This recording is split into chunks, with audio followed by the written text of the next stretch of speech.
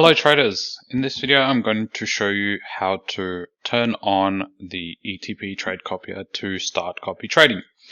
So there is a short checklist that we need to go through to make sure that we're able to turn this on. So you need to go to accounts, make sure that the account is active that you want to copy to.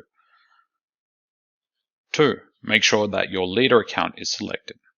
3, you need to make sure that you have instruments in your follower accounts. I've only got one, but I've got the ES and the NASDAQ, and they're active. That's very important, and you have your copy method set. So then all you have to do is hit the master switch and hit the save button, and then you get a changes saved setting. Now, this is only going to copy trades whenever the master switch is turned on and the save button is hit. And why we did this is because you don't want to mistakenly turn on the master switch and it just starting to take trades and go all nuts.